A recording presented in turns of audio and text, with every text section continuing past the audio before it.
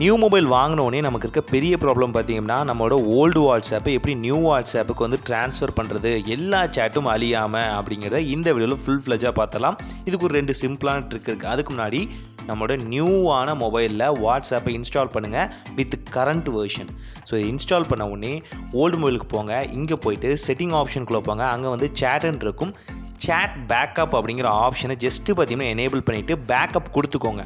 எந்த இமெயில் வேணுமோ அந்த இமெயிலை ஜஸ்ட் வந்து பேக்கப் கொடுத்துட்டீங்க அப்படின்னா இப்போது பேக்கப் ஆன உடனே நியூ மொபைலில் வாட்ஸ்அப்பை ஜஸ்ட் வந்து நம்பர் போட்டு நீங்கள் லாகின் பண்ணாலே போதும்.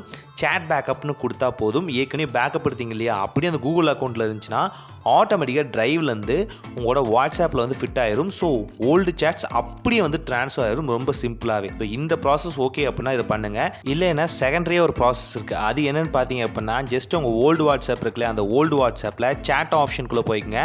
இங்கே பார்த்தீங்கன்னா லாஸ்ட்டுக்கு முன்னாடி ட்ரான்ஸ்ஃபர் சேட்னு இருக்கும். அதாவது சேட் ஹிஸ்ட்ரிக்கு முன்னாடி.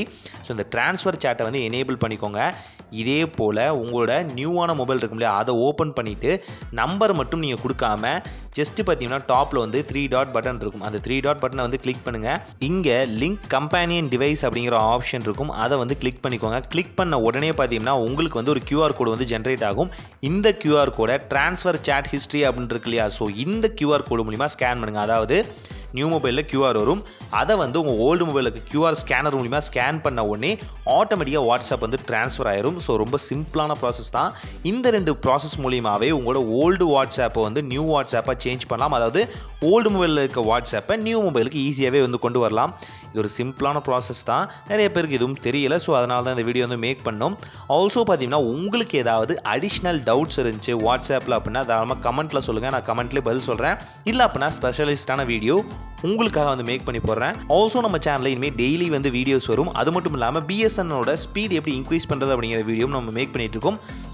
சூன் அந்த வீடியோ வரும். ஒரு நல்ல மாற்றம் இனிதான் நடக்கட்டும். சீக்கிரமாக இன்னொரு நியூ வீடியோவில் உங்களை சந்திக்கிறேன்.